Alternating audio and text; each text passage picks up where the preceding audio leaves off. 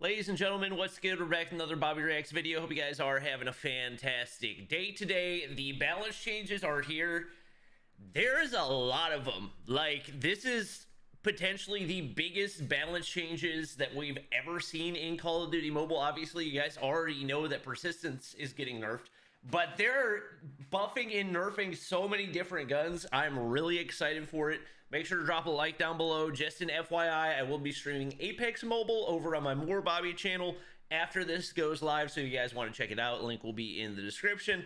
But hopping into the actual action right here, you guys are going to see just the start of what we've got ahead of us. So I'm going to try to not get too hung up on anything that's not super major.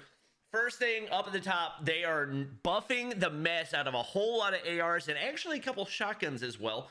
So you can see the DRH, HBK, CR56 AMAX, HBR, AK117, M13, KRM, R9, and UL are all getting improved movement speed. The M21 EBR, which I'm pretty sure just got a buff already. I'm pretty sure it can actually one-shot to the upper body like 10 meters and in. Got a slightly improved ADS movement speed. That's not really going to impact it at all, if we're being totally honest. FR556, Type 25, AMAX, M4 LMG, UL736, and Renetti all get improved range. That's a lot of guns. ASM-10, Man War get improved reload speed, so 3-tap AR is going to have a little bit more usability. The RPD is definitely going to be an interesting thing to look at next season because it's getting a new attachment. We're not entirely sure everything that it's going to do, but improved range, basically an extra 5 meters for the first damage range. Nothing changed on the second damage range. Increased headshot multiplier from 1.2 to 1.25, so it will now 3-shot with 1 headshot instead of 2 headshots. That's going to be really important as well. New attachment, cooling compressor barrel. I think that gives it unlimited fire. I'm not 100% positive on that one, but I'm pretty sure it gives it unlimited fire, so you just never need to reload. Obviously, with the exception of running out of bullets.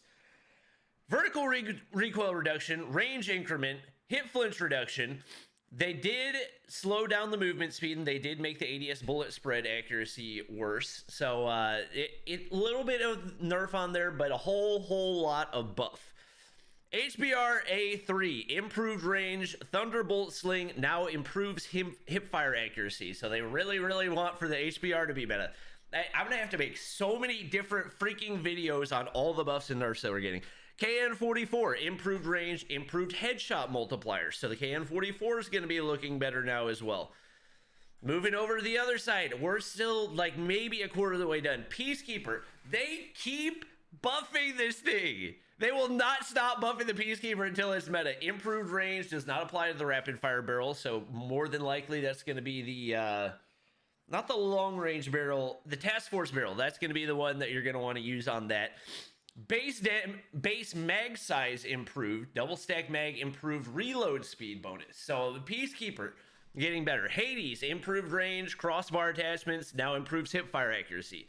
AK117 improved damage, improved range.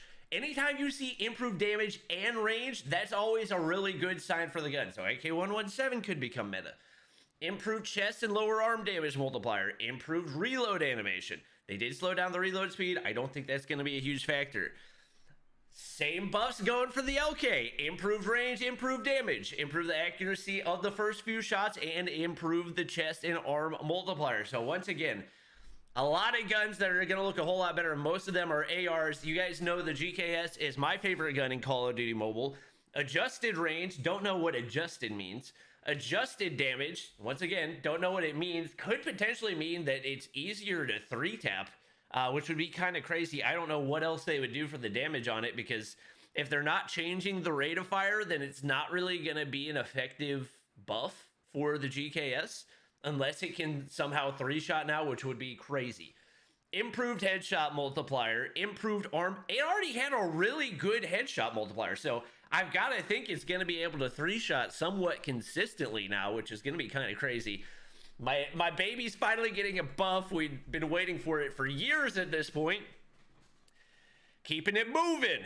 Swordfish, M16, Pharaoh, LK24, FR556, ICR1, AK47, HVK30, Man of War HBR, all reduced bullet spread by 20%. 20%, that's a crazy number. That means the amount of bullet spread accuracy attachments that you're going to have to use on any of these is going to be way, way lower, which means you can stack range, you can stack mobility. It's going to allow you to give a lot more versatility to the guns. M4 LMG, DRH, UL736, reduced ADS bullet spread. Oh my gosh. They pretty much basically they're trying to get rid of bullet spread. It looks like that's what they're doing because they did it for the Kilo KN, M13, ASM10, AK117, Type 25, CR56 AMX, RPD, ASFL, Type 25, Holger, GKS, Chopper, Hades, QQ9, QXR. All those also getting a BSA change. Like, holy. And the poor RUS, for no reason at all, is getting a nerf. Getting a nerf to the bullet spread. Like, why? Because it's such an RUS dominant meta that we're sitting in right now. That just doesn't make any sense. Nerfing the PPSH, I don't know why they're doing that. It's not a top 5 gun. Less movement speed bonus on 35 round. Nerfing the QQ9, once again, don't know what the purpose of that is. It's not like we're running around getting gunned by QQ9s. Nerfs to the MAC-10, this I'm happy about. Damage reduced in the second range. That is obviously going to be a W. We're going to have to wait and see how much of the damage is actually getting reduced, because that's what's going to determine whether or not it's an effective nerf. But obviously, any type of a nerf to the MAC-10, I think 90% of the community would agree that's going to be a W.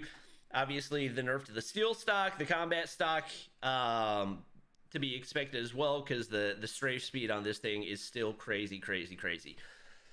I don't know why they're nerfing the Fennec, especially given the fact that they just brought back the new, or the Redux draw for the Mythic Fennec. I don't know what the point of nerfing a couple of attachments is, but I don't think they're really attachments that people ever use. Like, nobody ever uses the light mag on the Fennec. People only use the extended mag. Nobody ever uses the light stock. It's all no stock. So I don't even consider this a nerf. I just don't really know what the point is.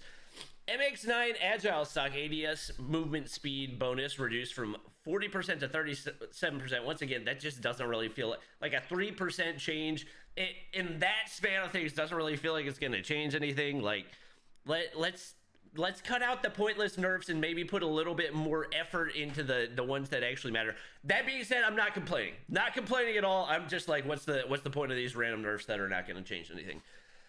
Persistence. You guys probably know about this from previous video, but in case you don't, move from red slot to blue slot. Streaks are divided into 3 tiers, and persistence users can only pick 1 streak from each tier. Basically, you can't run all high cost score streaks with persistence now. Napalm duration decrease W. Chopper gunner score requirements increase W. I would have rather they just nerfed it altogether, but a score requirement increase is definitely a W. Orbital laser score requirement increased, duration decreased as well, and then they buffed the EMP systems, which is kind of like an indirect nerf to the rest of the score streak. So once again, W's all across the board. I think this is probably the best balanced patch that we have ever gotten for Call of Duty Mobile, and I am super excited for this upcoming season. Would like to see probably some adjustments to the CBR coming soon, because it's been on top for a while now and will continue to be so, especially with the MAC-10 getting nerfed. You guys are going to see a whole lot of CBRs.